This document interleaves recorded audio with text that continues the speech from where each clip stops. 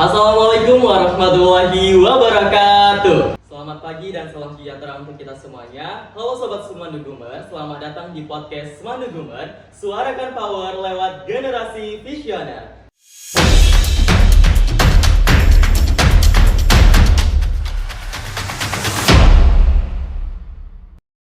Sebelumnya, perkenalkan, saya Adit Sofian, merupakan host pada perdana podcast kali ini, dan juga saya merupakan Ketua OSIS dari Satuan Pendidikan SMA Negeri 2 Gunung Meriah. Ini merupakan episode yang sangat spesial, karena merupakan episode yang pertama, dan kita kedatangan bintang tamu yang sangat spesial tentunya, yaitu Bapak Kepala Cabang Dinas Pendidikan Wilayah Kabupaten Aceh Singkil, Bapak Pengawas Pembina SMA Negeri 2 Gunung Meriah, dan Bapak Kepala Satuan Pendidikan SMA Negeri 2 Gunung Meriah. Oke, kita sapa dulu bintang tamu kita pada hari ini. Selamat pagi Bapak semuanya. Pagi. Apa kabarnya nih Pak di tengah cuaca yang serba ganti-ganti nih Pak? Kadang hujan, kadang panas. Ya, alhamdulillah, sepertinya baik-baik saja. Semoga semua kita selalu diberi kesehatan. Amin. Langsung saja masuk ke pertanyaan yang pertama teman-teman semuanya. Apa sih Pak pendapat dan juga harapan Bapak mengenai launchingnya podcast Semandu Gumer di SMA Negeri 2 Gunung Meriah? Mengingat bahwasannya podcast ini kan podcast yang perdana nih Pak di SMA Negeri 2 Gunung Meriah, dan tidak semua SMA SMK di Kabupaten Aceh Singkil mempunyai podcast nih Pak. Mungkin dimulai dari Pak Kacop dulu mungkin. Baik, makasih. Yang pertama, saya apresiasi ya untuk SMA 2 Gunung Meriah yang hari ini launching podcast. Di Aceh Singkil ada beberapa satuan pendidikan memang yang sudah melaksanakan atau punya program podcast. Harapan saya untuk podcast di SMA 2 Gunung Meriah ini seiring dengan visinya, power visioner. Nah, kalau kita bisa memahami, mengartikan tentang power visioner itu apa, insya Allah mudah-mudahan podcast ini bisa berjalan. Amin. Jadi untuk menjalankan podcast ini supaya berjalan, kemudian eksis lagi, itu adik-adik atau kita semua perdalam itu apa sih itu power visioner? Karena power visioner atau visioner itu dimiliki oleh semua kita manusia atau pemimpin itu memiliki visioner. Nah, untuk harapan saya, bagaimana caranya supaya podcast ini selalu aktif dan berjalan? Kata kuncinya adalah komitmen. Jadi kalau kita komitmen, mudah-mudahan semua bisa berjalan dengan baik. Ya, tidak lupa juga didukung oleh pemimpin.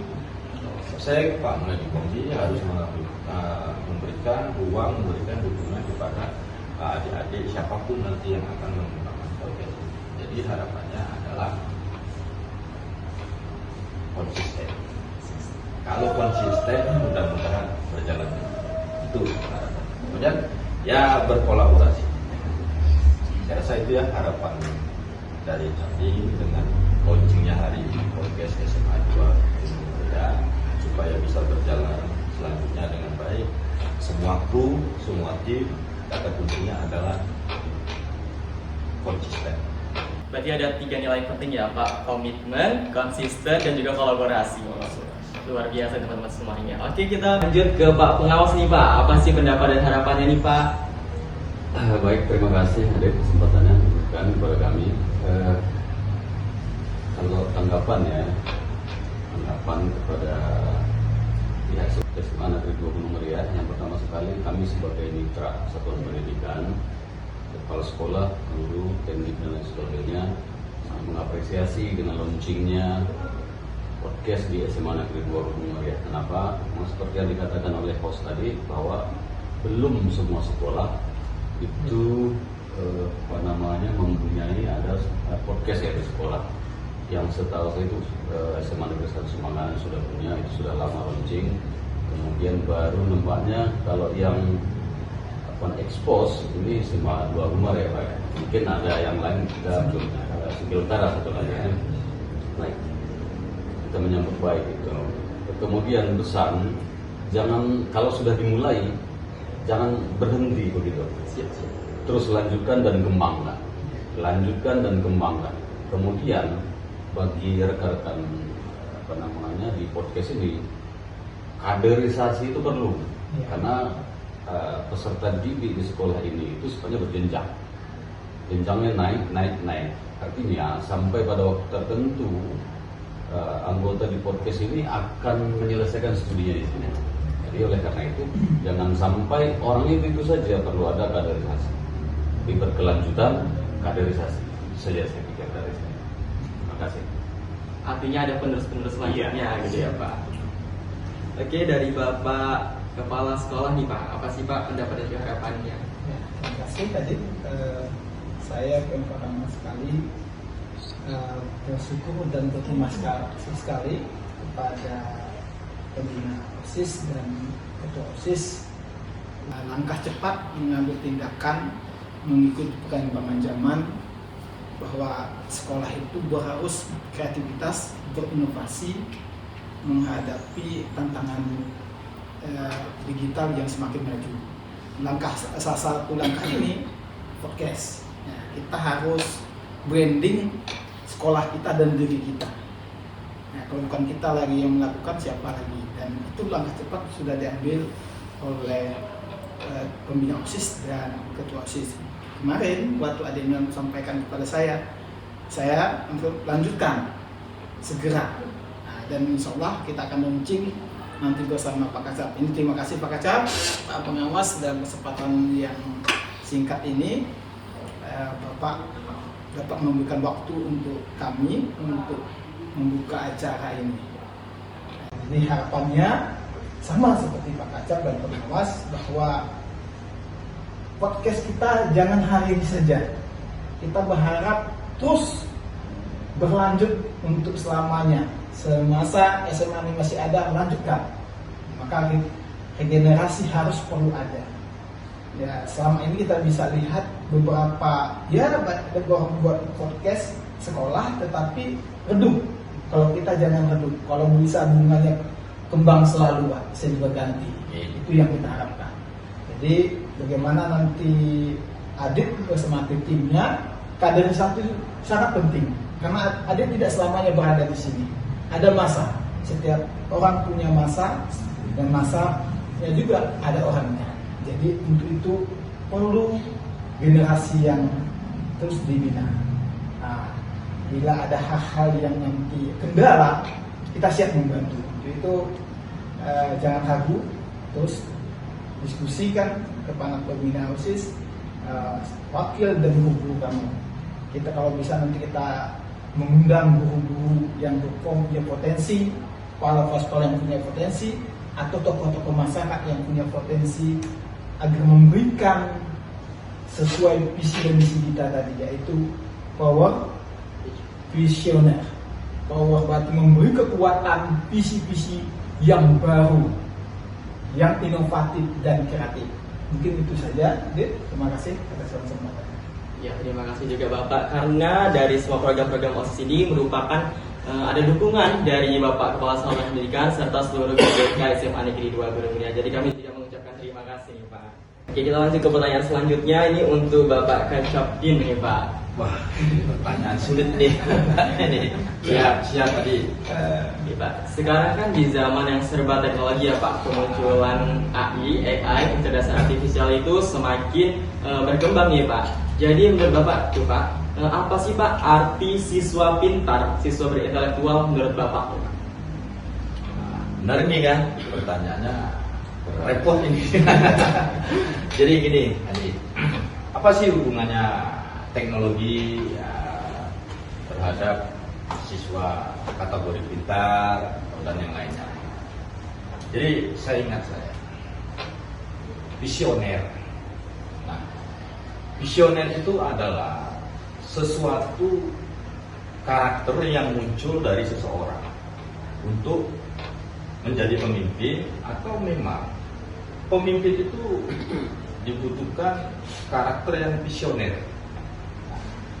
Dalam hal-hal visioner, seperti tadi disampaikan, memberikan dukungan. Nah, apa hubungannya dengan yang tadi disampaikan tadi tentang pintar atau kecerdasan tadi. Itu di situ ketika diri kita terbentuk atau kita mau menjadi seorang visioner, itu salah satunya adalah dinamis. Jadi kita harus dinamis.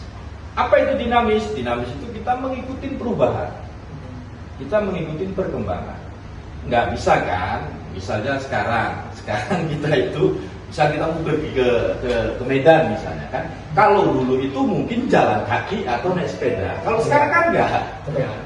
Transportasi sudah banyak pilihan. Nah, itulah di situ yang dikatakan dinamis. Contoh ini lagi, yang berhubungan dengan kecerdasan tadi kan.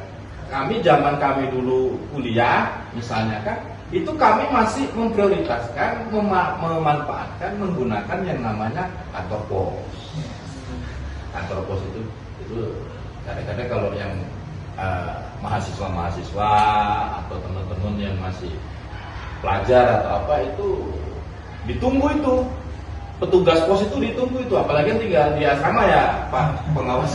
Nah itu ditunggu itu kan, misal yang kuliah-kuliah di Banda Aceh atau di luar kota kan gitu kan, itu ditunggu petugas pos. Itu karena apa? Karena ada sesuatu. Waktu itu kepintaran, kecerdasan itu hanya sebatas manual.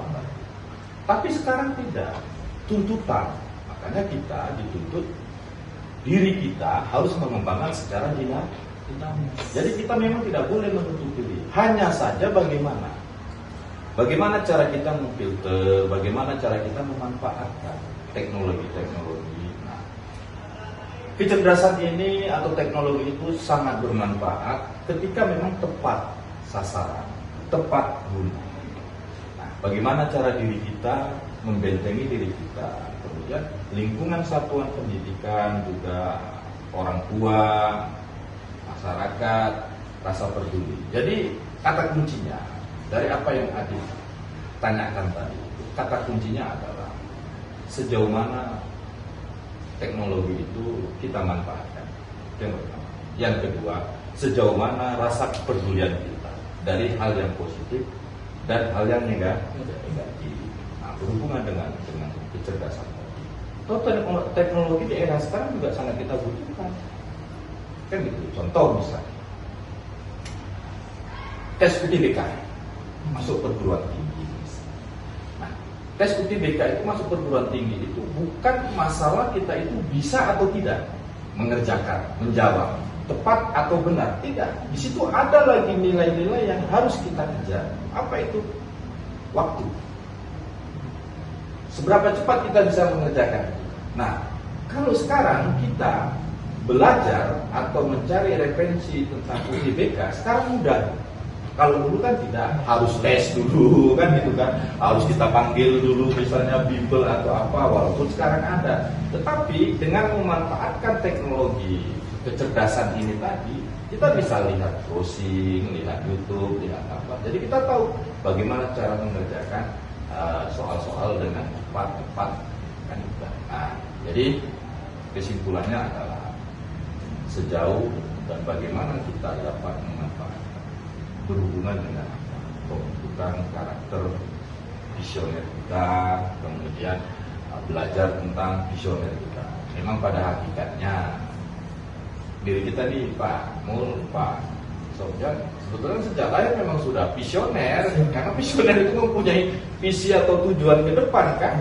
Nah minimal kita pemimpin rumah tangga kan gitu kan. Nah, memang jadi hakikatnya seperti itu. Jadi itu ya, jadi saya berpesan kepada adik-adik, siswa-siswi atau warga SMA 2 Gunung Meriam, kita juga harus dinamis dalam menyambut, memanfaatkan teknologi-teknologi yang ada di era sekarang. Nggak bisa, memang kita nggak bisa terhindar. Masa kita mau pergi ke Medan, kita mau pakai model yang lama, orang naik travel, kita naik sepeda misalnya kan gitu kan. Nah itu memang sudah apa namanya, ada pergeseran nilai-nilai. Tapi yang terpenting adalah diri kita harus kita bentengi. Sejauh mana manfaat dari apa yang akan kita ambil, dari apa yang akan kita lihat.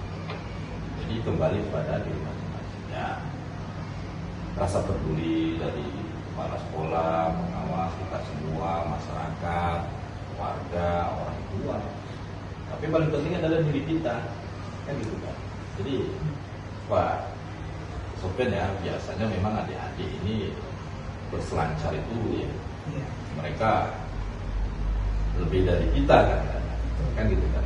Hanya saja terkadang mereka itu mengikuti keinginan mereka, bukan kebutuhan. Padahal mereka adik-adik atau kita ini, status kita misalnya masih pelajar, prioritaskan apa sih kebutuhan saya masih pelajar ini kan, bukan berdasarkan keinginan. Nah, makanya bijak-bijaksanalah dalam melaksanakan atau menggunakan teknologi IT dan lain-lain. Jadi memang di dalam karakter atau tuntutan seorang visioner itu memang kita dituntut apa itu dinamis. Kita harus dinamis. Kalau menjadi pemimpin yang visioner itu kita harus dinamis.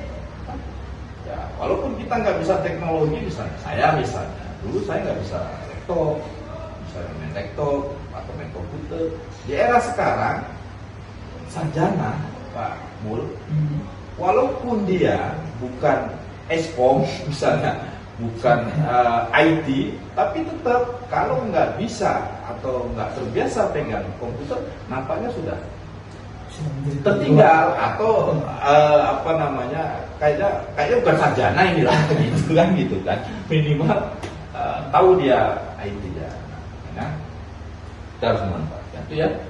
Jadi visioner itu berhubungan dengan apa yang ada ditanyakan itu memang ada, yaitu dalam hal dinamis, menerima sesuatu yang terbaru untuk dimanfaatkan bersama-sama. Hanya saja sejauh mana kita butuhkan kebutuhan. Yang penting ini ya, bedakan antara kebutuhan dan keinginan. Keinginan, yang namanya keinginan itu tidak terbatas, tapi kalau kebutuhan dia ada batas. Itu ya, tidak. Oke. Oke, terima kasih. Artinya kita harus mengikuti perkembangan zaman ya Pak. Dan bagaimana cara kita mempunyai edukasi supaya pilih mana yang baik dan juga mana yang benar. Iya.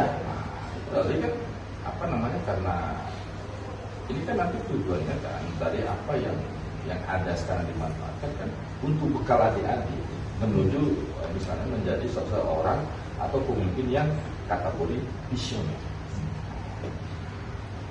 Terima kasih nih Pak. Oke, kita lanjut ke Bapak Pengawas nih Pak. Ini boleh minum ya? Boleh Pak. Tadi Pak. Boleh ya? Boleh. Karena belum nggak ditawar-tawar, kita bisa makan. Begini ya. Iya Pak, silakan. Menurut Pak Sofian Hadi nih Pak, Ya. apakah kecanggihan teknologi bisa menggeser nilai moral pada seseorang siswa ketika tidak didampingi yang namanya pendidikan karakter? Ya. Jawabannya iya. Kenapa? Karena nilai karakter ini yang menjadi atau yang menjadi sebuah value atau sebuah nilai bagi seseorang. Gitu. Karena moral ini juga menjadi ukuran. Kalau kita bergeser sedikit ke agama, mungkin lebih kita kenal dengan adab atau akhlak begitu ya. Nah, teknologi ini sendiri sebenarnya itu dapat ya, dia bisa mempengaruhi nilai moral. Tapi tidak secara otomatis dia bisa menggeser moral ini. Kenapa? Yang menentukan itu adalah manusia. Manusia sebagai user, sebagai pengguna teknologi itu sendiri. Kemudian yang perlu mungkin kita ketahui bersama bahwa teknologi itu netral ya. Jika kita tidak gunakan ke arah kanan atau ke arah baik dalam tanda kutip, artinya ke arah kebaikan atau ke arah yang tidak baik, dia netral, dia berada di tengah. Dia tetap berada di tengah. Manusia atau user inilah yang menentukan kemana arahnya. Kalau dia sering menggunakan gawai atau gadgetnya, berselancar atau game online dan lain sebagainya, atau ke hal-hal yang tidak baik, maka teknologi ini dapat mengikis nilai moral seseorang atau si pengguna teknologi ini. Namun sebaliknya, jika seseorang itu menggunakan teknologi ini kepada edukasi atau ke arah pendidikan, mencari pengetahuan, ilmu pengetahuan yang baru, berselancar dengan membaca artikel dan lain sebagainya. Saya pikir si user atau si manusia ini sudah membawa teknologi ini ke arah kebaikan. Jadi sekali lagi saya katakan bahwa teknologi ini netral, manusianya lah yang membawa ke kiri atau ke kanan. Jika dia tidak digunakan, dia akan tetap statis di situ. Dia akan netral. Mungkin yang dapat saya sampaikan. Berarti bagaimana cara kita bisa beradaptasi ya Pak, menyesuaikan. Oke, lanjut ke Pak Kepala Sekolah nih Pak. Di tengah teknologi yang serba cepat nih ya Pak, bagaimana sih seorang guru itu tetap dirindukan oleh seorang siswa Pak? Baik, dengan perkembangan teknologi yang begitu pesat, maka bagaimana cara kita atau seorang guru dapat tetap dirindukan oleh siswa? Maka yang pertama dia harus lakukan dulu itu adalah beradaptasi dengan kemajuan. Kita jangan seperti yang terjadi Pak Pengawas, statis, tapi kita mengikut perkembangan. Apa yang dibutuhkan dalam mengajar yang berinovatif, kreatif, sehingga siswa-siswi itu menarik, berada di dalam itu menyenangkan. Selain menyenangkan, dia mendapatkan ilmu. Jadi kalau nggak ada perubahan pada guru tersebut, ini tidak akan tercapai. Jadi menjadi guru itu ada seninya. Nah, jadi dalam mengajar ada 4 kategori guru. Mohon maaf, ini saya mengambil kutipan dari Pak Profesor Arif, hakim diskusi. Dia mengatakan menjadi guru itu ataupun dosen ada 4 kriteria. Yang pertama, guru yang bodoh dalam mengajar, juga bodoh dalam ilmu. Ini sangat berbahaya. Yang kedua, guru yang bodoh dalam ilmu tetapi pintar dalam mengajar. Ini juga berbahaya, karena bisa menjerumuskan siswa juga. Ilmu yang diajarkannya itu tidak tepat, salah, tapi dia digandrungi, disenangi oleh siswa. Yang ketiga, guru yang cerdas, pintar, tapi bodoh dalam mengajar. Ini juga berbahaya. Kenapa? Siswanya tidak berminat mengikuti pelajarannya. Dia pandai, pintar, tapi tidak mampu menyampaikan kepada siswa. Jadi berbahaya juga. Maka yang paling baik itu adalah menjadi guru yang cerdas dalam ilmunya, pintar dalam ilmunya, tapi cerdas, pintar dalam mengajarnya, sehingga apa yang disampaikan mudah diserap oleh siswa. Ya, siswanya merasa senang, nyaman, dan apa yang disampaikan meresap ke jiwa dan raga peserta didik atau siswa. Tentu guru itu sudah mencapai tujuannya. Ini ya yang perlu kita pahami. Jadi sebagai guru ya harus mau berubah. Jangan mengajar dengan metode bahan materi yang itu saja. Padahal hari ini teknologi begitu canggih. Kita ikuti teknologi, kita gunakan teknologi itu. Apa yang bisa kita membuat pembelajaran itu menjadi menarik dan menyenangkan. Karena tugas guru itu bukan hanya sekedar mentransfer ilmu, tetapi juga transfer karakter. Jadi gunakan teknologi tetapi gurunya tidak mengikuti karakter juga, jadi panutan, tuntunan, ini juga tidak menarik. Jadi saya sampaikan kepada kawan-kawan, ya jadilah guru yang mau berubah, ya, dengan mengambil prinsip yang keempat tadi. Kita gunakan segala cara, bagaimana caranya agar apa yang kita sampaikan kepada siswa itu menarik, disenangi, digandrungi oleh siswa, sehingga mudah dipahami oleh siswa karena sudah senang. Karena dasar pertama ilmu itu bisa diserap ketika siswanya senang. Coba saja, kalau senang pada seseorang, apa yang disampaikan pun masuk nggak kira? Iya Pak. apalagi senang sama yang dikasihinya, masuk itu semuanya kan gitu. Jadi nih makanya untuk mengubah itu ya kita mengikuti apa yang disampaikan Menteri, yaitu dengan kurikulum pendidikan nasional sekarang ini adalah pendekatan pembelajaran mendalam. Itu apa mendalam maknanya? Menjadi guru yang sebenar-benarnya, bukan sekedar melepaskan tanggung jawab, tapi menjadi guru yang sebenarnya, betul-betul didalami dan diresapi apa makna menjadi guru. Demikian. Sangat menginspirasi nih. Nanti boleh Bapak Ibu guru yang sedang menonton ini dilihat dan bisa diimplementasikan supaya tetap menjadi guru yang dididikan oleh siswa.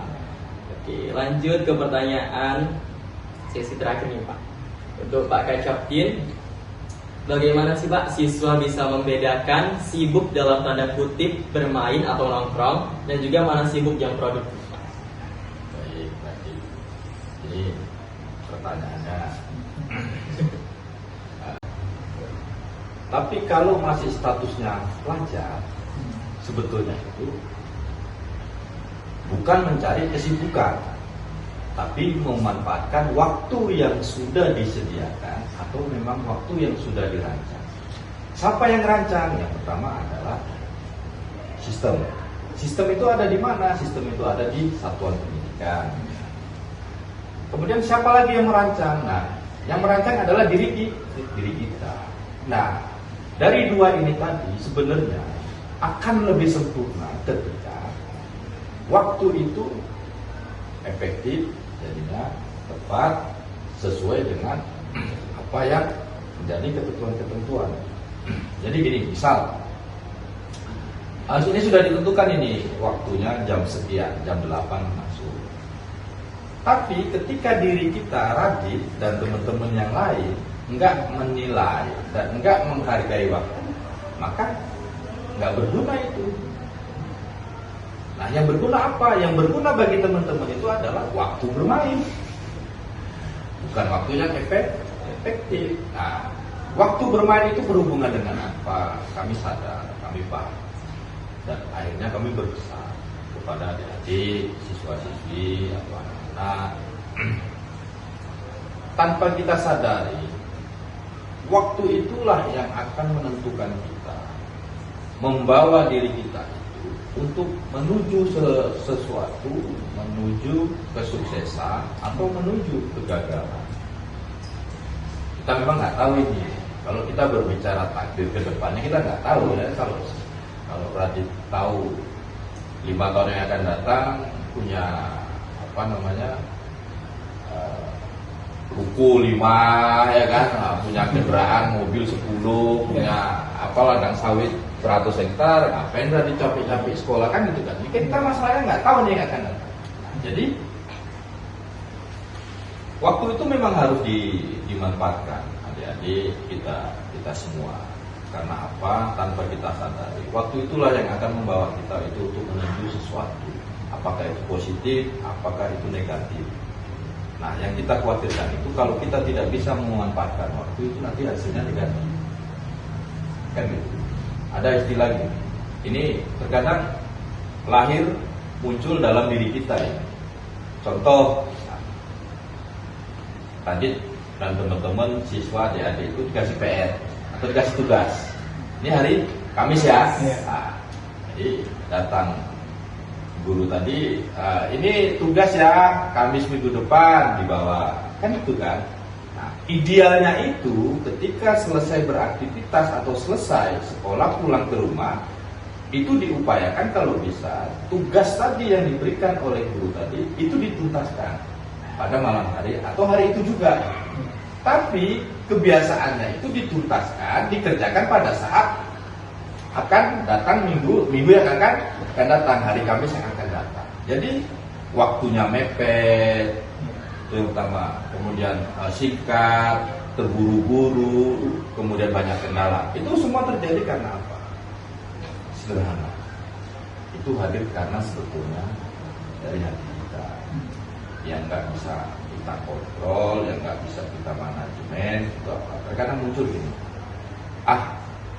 bentar lagi lah kan masih hari Kamis minggu depan, masih lama ya, 6 hari lagi. 6 hari lagi ya gitu kan. Nah, tanpa kita sadari istilah saya, Sampai waktunya ya. sebentar lagi, nanti aja lah, belum ya datang, kan gitu kan. Nah, kata istilah di dalam hati yang saya maksud ini, inilah yang akan bisa menghambat kita untuk menuju sesuatu hal yang positif. Jadi kesimpulannya Rajin, ya bagaimana cara kita bisa melawan diri kita itu untuk tertib dengan waktu. Menunda ya. Jangan menunda-nunda. Kalau kita menunda-nunda, sama misalnya ini, karena ini diri saya juga ini kadang-kadang, atau mungkin kebanyakan orang seperti saya juga, misal ketika kita sudah dengar azan misalnya, ntar lagi lah belum komat misalnya kan gitu kan. Nah, hal-hal yang seperti itu yang memang harus kita membiasakan diri, mengontrol waktu, manajemen waktu tadi. Jadi ya memang harus bijaksana dalam manajemen. Jadi adik-adik dan hadirin pencinta atau pendengar podcast SMA 2 Gunung Muria ya,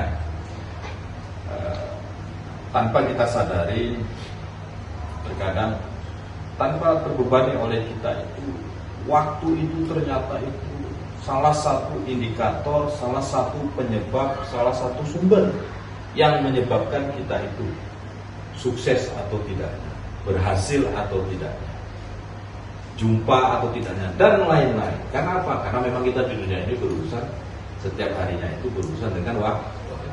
Maka terkhusus adik-adik, siswa-siswi, bijaksanalah dalam memanage manajemen tentang waktu. Kalau bisa mengalahkan diri sendiri tentang waktu, mudah-mudahan adik sukses. Contoh coba, seperti bangun pagi aja, lihat jam, masih ada 5 menit, tidur lagi kan gitu kan. Nah, padahal 5 menit tadi itu bisa adik-adik bisa kita manfaatkan untuk hal-hal yang produktif kan. Mandi dia, atau misalnya jalan-jalan, olahraga sedikit, gerak-gerak badan, padahal hanya waktu 5 menit. Jadi setiap jarum jam detik, setiap jarum jam menit, setiap jarum jam apapun namanya itu, putaran dalam 1 menit atau 24 jam dalam 1 hari, itu sangat berarti dan sangat bermanfaat.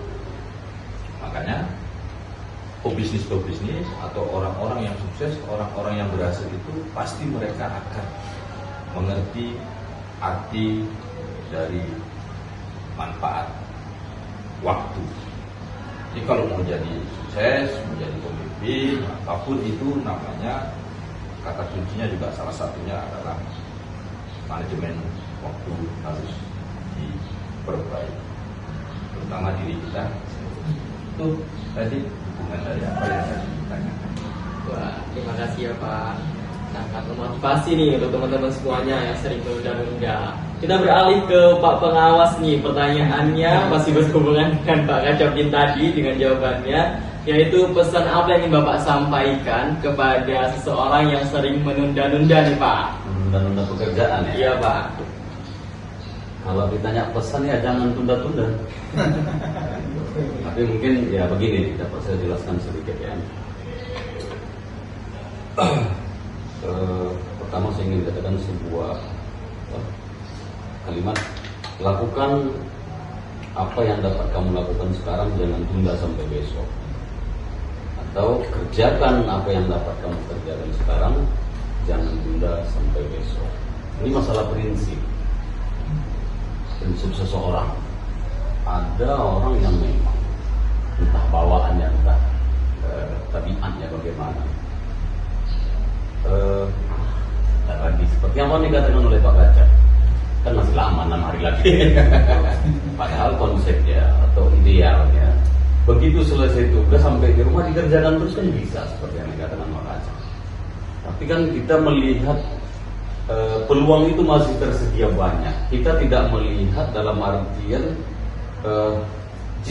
jika waktu yang banyak ini masih tersedia bagi saya, atau kesibukan saya tidak begitu banyak. Bagaimana jika ada sesuatu terjadi sehingga kesempatan ini tidak saya punyai lagi? jarang yang menengok seperti itu. Mungkin hanya menengok ya lapangnya itu masih 6 hari lagi kan begitu. Peluangnya masih besar. Peluangnya masih besar. Tidak melihat peluang yang sempit ini bisa nggak saya manfaatkan. Jarang ya. Kalau kita jumpai, ya mungkin bukan hanya siswa dalam tugas. Teman-teman yang punya kegiatan apa saja profesinya barangkali ada ya seperti itu. Kita tidak bisa seseorang, tetapi ya bisa kita rasakan, bisa kita pahami, bisa kita dalami diri kita apakah termasuk kategori itu atau tidak. Nah kemudian ketika kita menunda-nunda, katakanlah menunda pekerjaan yang diberikan oleh guru, saya pernah mengatakan kepada Adis, jika Anda ingin dihormati, maka hormati orang lain. Siapapun dia, anak kecil, murid kita, atau pembantu, atau ya siapa saja. Kita tidak melihat strata atau dan lain sebagainya. Tapi yang pasti, jika kita ingin dihormati, hormati orang lain. Orang lain atau guru katakanlah memberikan tugas kepada kita. Ketika kita respon, ketika kita melihat ini sebuah kewajiban bagi seorang siswa, kita langsung akan mengerjakan, kita akan menuntaskan pekerjaan itu. Artinya kita menghormati bahwa si guru telah memberikan tugas kepada kita sebagai siswa yang mesti dikerjakan. Tapi di sisi lain, jangankan mengerjakan tugas, kadang-kadang ujian saja para siswa ini oknum ya, saya tidak mengatakan semua siswa, tetapi oknum siswa susah. Saya pernah dulu kisah nyata nih. Ini berbagi pengalaman ini. Ya, punya pengalaman yang pernah saya alami ya. Itu beberapa tahun yang lalu, sekitar 10 tahun yang lalu. Itu masih diberlakukan ujian nasional. Ujian nasional. Jadi ini anak atau ini peserta didik atau murid atau siswa tidak hadir pada waktu ujian nasional. Karena mengapa? Dia menganggap tidak penting. Justru terbalik, kita sebagai guru kan? Yang sibuk, kemana sekolah? Ya, pada waktu itu kepala sekolah memberikan instruksi kepada kami, kebetulan waktu itu masih sebagai wakil kesiswaan. Coba lacak, tanyakan ke orang tuanya. Jika masih di rumah silakan dijemput bapak, dibawa kemari. Begitulah sampai kejadian. Ya memang masih di rumah dengan berbagai alasan dia kenapa tidak hadir ke sekolah. Nah, pasti kami bawa dia ke sekolah untuk ikut ujian nasional. Kenapa? Karena ada merasa tidak penting, tidak menghargai orang lain. Jadi bagi yang menunda-nunda, sekali lagi siapa saja saya tidak memang berlaku untuk semua. Iya, untuk semua ya. Bukan maksudnya bibir orang tua. Memang yang itu memang berlaku untuk semua. Bagi yang sering menunda-nunda, seperti yang saya katakan tadi, tanamkan prinsip. Ya. Lakukan apa yang dapat kita lakukan sekarang, jangan tunda sampai besok. Kalau teorinya enak itu Pak, kan begitu ya. Bapak ngomong aja lakukan apa yang sekarang. Tapi kebiasaan saya ini loh yang susah saya. Tapi Pak, kalau misalnya bisa meminimalisir hal itu tadi, itu salah satu bentuk kesuksesan kita loh. Iya. Betul. Karena itu yang paling terberat. Misalnya mau belajar, nantilah nunggu jam 8 misalnya. Nantilah ini mau ngerjain tugas malam ini. Sejam 8 kurang 10 nantilah gitu ya.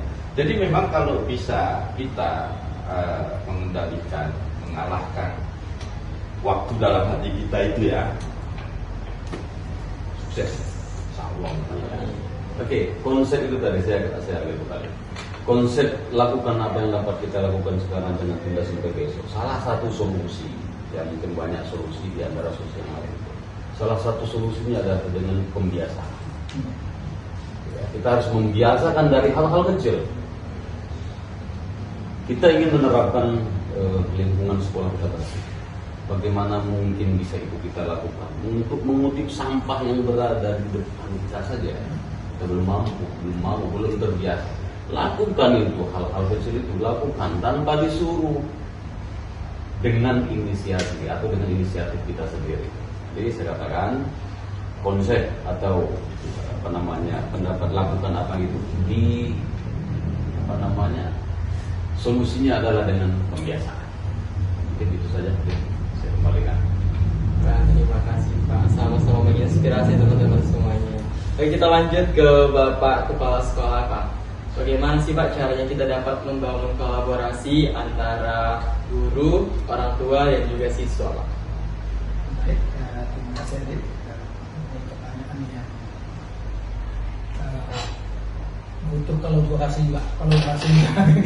Jadi bagaimana kita membangun kolaborasi antara guru, orang tua, dan siswa? Ini yang sudah kita lakukan. Yang pertama, bangun komunikasi. Selama ini kita kita undang orang tua, kita sampaikan perkembangan peserta didiknya, bagaimana kondisinya, apakah baik atau buruk, ataukah prestasi yang meningkat atau menurun, itu kan rutin kita lakukan. Itu salah satu membangun kolaborasi. Kemudian apa yang mungkin sekolah ini butuh, kita buat program yang terbaik, kita undang juga. Misalkan kita seperti kemarin kita butuh parkir, kita undang orang tua. Karena memang tanggung jawab untuk dunia pendidikan ini bukan sekolah saja, tetapi memang harus ada orang tua. Nah, jadi itu kolaborasinya. Kemudian ada program-program kita kembangkan seperti di OSIS, ya, termasuk ya ini salah satunya bentuk nyatanya. Itu kan kita panggil orang tua dan kita hadirkan juga siswa agar siswa juga mendengarkan apa yang dibicarakan, apa yang didiskusikan oleh guru, orang tua, dan siswa mendengarkan, sehingga informasi ini tidak terputus pada satu titik, tetapi semuanya mendengarkan. Itu kita membangun kolaborasi itu. Terus upaya-upaya itu kita lakukan bukan sekali, rutinitas. Ya, kita bisa bukan hanya kita lihat hanya pembagian raport, tetapi kita sudah programkan sebelum pembagian raport pun kita panggil orang tua, kita sampaikan perkembangan apa yang terjadi pada siswa, kita hadirkan siswanya. Nah, itu langkah kita membangun kolaborasi untuk guru, orang tua, siswa sehingga bersinergi. Nah, jadi misalkan apa keinginan siswa kita tampung. Ya, silakan ya, apa keinginan dari para OSIS, perwakilan dari semua siswa, kita tampung. Kemudian kita diskusikan di dewan guru kan. Nah, kalau butuh kita sampaikan pada orang tua, kita diskusikan ke orang tua. Nah, itu bentuk kolaborasi kita bersama orang tua untuk memajukan dunia pendidikan. Selain itu, kita juga pantau, kita harus kasih laporan, apa laporan keluar orang tua, misalkan keadaan siswa, Pak, anak kami tidak hadir karena ini sakit, karena ini ada kunjungan, karena ini ada kegiatan, ya kita tampung sebagai sekolah, kita tampung itu. Nah, jadi itulah upaya kita membangun komunikasi dengan orang tua, baik secara lisan maupun secara tertulis, tanpa batas. Nah, artinya tidak hanya berdiri hanya waktu tertentu, kapan kita siap. Begitu kan siswa, kapan pun kita siap, sampaikan aspirasinya, sampaikan keinginannya, sampaikan kepada guru Adit, ya, pembina Adit, nanti kan mereka menyampaikan ke saya. Apa yang keinginan itu kita fasilitasi, kita diskusikan sama orang tua Anda, sehingga ada titik temu yang menjadi keputusan bersama. Itu langkah-langkah kita. Baik, terima kasih Pak. Oke, di penghujung ya Pak, untuk secara menyeluruh, jika Bapak bisa menyampaikan satu pesan penting kepada siswa-siswi kita hari ini, apa pesan tersebut Pak? Jadi Pak Kakep dulu mungkin. Ya, baik. Pesan ya. Ini berlaku secara umum sebenarnya. Tidak ada membeda-bedakan antara siswa atau orang tua atau bahkan kita yang di lembaga pendidikan. pendidikan.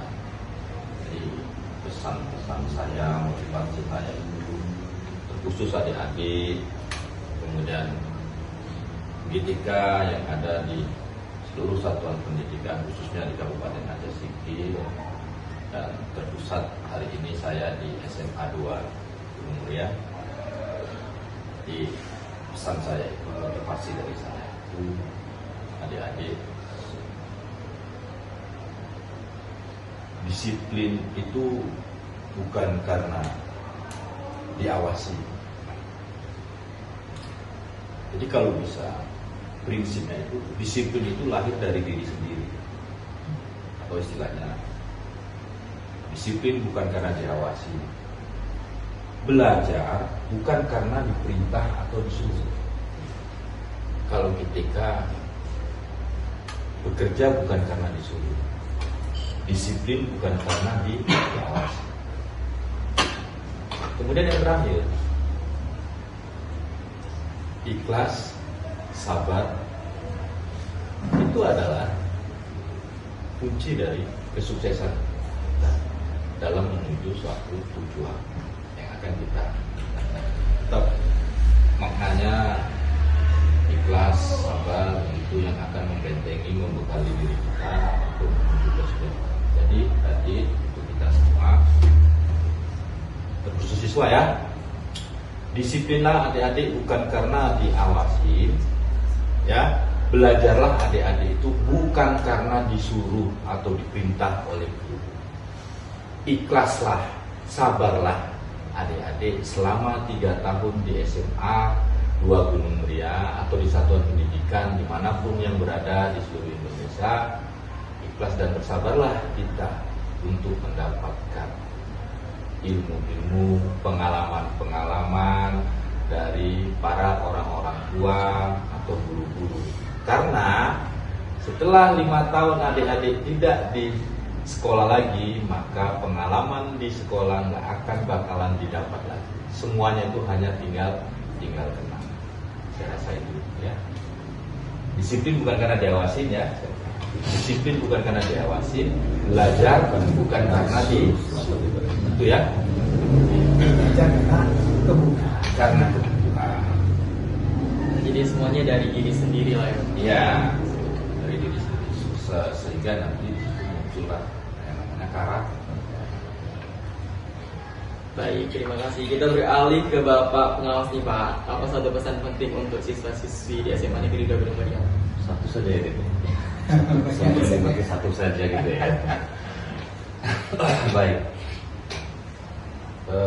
Saya ingin mengatakan kepada peserta didik SMA Negeri 2 Gunung Muria, perbaiki akhlak,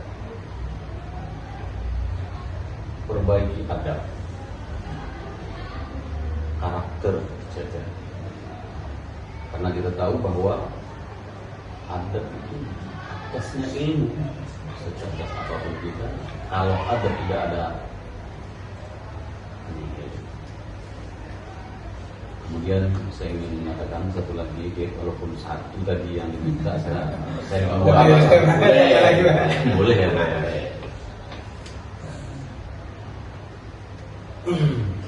Jadi lupa saya Pak apa yang mau saya sampaikan. Boleh tambah satu. Jika Anda sekalian sedang sakit, maka yakinlah hari esok sudah menunggu kesehatan. Jika Anda sedang merasa susah, yakinlah esok hari sudah menunggu kebahagiaan. Jadi anak-anak kami, peserta didik, sekarang ini masa sulit bagi anak-anak kami semuanya, belajar, berdisiplin, berakhlak dan lain sebagainya. Yakinlah nanti setelah menyelesaikan kesulitan-kesulitan ini semua, kebahagiaan akan menanti Anda semua. Itu saja saya pikir. Terima kasih Pak. Untuk Pak Kepala nih Pak, apa satu pesan pentingnya Pak? Baik. Pesan saya pada anak-anak kami, peserta didik, memang belajar itu ada beberapa hal yang dikorbankan. Yang pertama, kita harus berkorban waktu. Ya, waktu, maka Allah pun bersumpah dengan waktu demi masa bahwa manusia itu dalam keadaan rugi. Jadi biar kita tidak rugi, maka kita harus mempergunakan waktu itu sebaik mungkin. Maka dari waktu tadi saya katakan bagaimana kita melatihnya biar disiplin. Maka kalau bisa anak-anak kami untuk melatih disiplin ini, buat list, buat program perencanaan kita. Hari ini saya jam sekian kemana, dan list itu program-program yang udah kamu diupayakan ditepati, dilatih. Bangun pagi jam sekian dilatih. Kalau tidak kita latih, ini nggak akan tercapai kedisiplinan. Dan salah satu kunci sukses itu adalah disiplin. Atlet hebat pun dia kalau tidak disiplin, tidak akan bisa meraih prestasi. Itu. Maka Allah langsung bersumpah demi masa, demi waktu. Yang kedua, pas belajar itu mengorbankan tenaga. Jadi kalau mau belajar jangan harap nggak bertenaga. Jadi, misalkan ya belajar kita di pos waktunya di ruangan, ya kita latih lari sana, menulis ini, itu butuh apa? Butuh apa namanya tadi? Tenaga. Jadi itu dipergunakan sebaik mungkin. Jangan hilangkan waktu kita dengan tenaga-tenaga yang sia-sia, main handphone, begadang, atau main game. Butuh tenaga, butuh waktu tuh. Sekali berkapan dia. Itu kita gunakan kepada hal yang positif. Ya. Yang ketiga, belajar itu butuh biaya atau materi. Ya, jangan sia-siakan Anda datang ke sekolah ini naik kendaraan atau jalan ke kaki yang bertenaga, naik kendaraan berbiaya, dan pulang dari sekolah ini Anda tidak dapat apa-apa, rugi jadinya. Ya, jadi biaya yang kita keluarkan itu ada kompensinya ke dalam diri kita, ada dalam bentuk pengetahuan. Hal-hal yang tidak tadi kita tahu menjadi tahu. Segala bentuk yang kita pelajari itu menjadi tahu kita. Jangan yang udah kita pelajari menjadi hilang dan sia-sia. Ini sangat merugi kita. Ya. Jadi belajar butuh pengorbanan. Siapa yang tidak mau berkorban, ya tidak akan dapat ilmu. Kan Anda tadi kemari berkorban tidak kalian? Apa sesuai yang datang ke sekolah? Berkorban tidak? Seharusnya bisa tidur di rumah, tapi ditinggalkan. Seharusnya mungkin di rumah kita bekerja, tapi kita tinggalkan. Karena kita belajar ke sekolah. Nah, inilah yang dilakukan. Maka belajar tadi waktu, ya jangan habiskan waktu Anda sia-sia. Butuh pengorbanan, butuh biaya. 3 hal ini harus dipikirkan matang-matang sehingga tidak menjadi sia-sia. Ya, keberhasilan bisa diraih kalau kita bisa memanfaatkan ini. Keberhasilan bisa diraih kalau kita bisa memanajemen dengan waktu. Ingat, hari ini Anda bersusah payah, buahnya akan Anda dapatkan mungkin 5-10 tahun ke depan, bukan hari ini. Ya, jadi bukan hari ini memetik hasilnya, tetapi ke depan. Ya, jadi bukan satu ya. Jadi kalau diuraikan masih banyak. Jadi karena waktu kita terbatas, saya ingatkan pada siswa kami yang 3 hal yang saya sampaikan tadi mohon dipikirkan matang-matang. Dan selain itu ya jujur, bertanggung jawab itu dengan tidak lupa. Kalau kita punya ilmu tinggi pun kalau tidak jujur, ya tidak akan dapat ilmu. Kan Anda tadi kemari berkorban tidak kalian? Apa sesuai yang datang ke sekolah? Berkorban tidak? Seharusnya bisa tidur di rumah, tapi ditinggalkan. seharusnya mungkin di rumah kita bekerja, tapi kita tinggalkan. Karena kita belajar ke sekolah. Nah, inilah yang dilakukan. Maka belajar tadi, waktu, ya jangan habiskan waktu Anda sia-sia. Butuh pengorbanan, butuh biaya. 3 hal ini harus dipikirkan matang-matang sehingga tidak menjadi sia-sia. Ya, keberhasilan bisa diraih kalau kita bisa memanfaatkan ini. Keberhasilan bisa diraih kalau kita bisa memanajemen dengan waktu. Ingat, hari ini Anda bersusah payah, buahnya akan Anda dapatkan mungkin 5-10 tahun ke depan, bukan hari ini. Ya, jadi bukan hari ini memetik hasilnya, tetapi ke depan. Ya, jadi bukan satu ya. Jadi kalau diuraikan masih banyak. Jadi karena waktu kita terbatas, saya ingatkan pada siswa kami yang 3 hal yang saya sampaikan tadi mohon dipikirkan matang-matang. Dan selain itu ya jujur, bertanggung jawab, itu dengan tidak lupa. Kalau kita punya ilmu tinggi pun kalau tidak jujur tidak akan dipakai.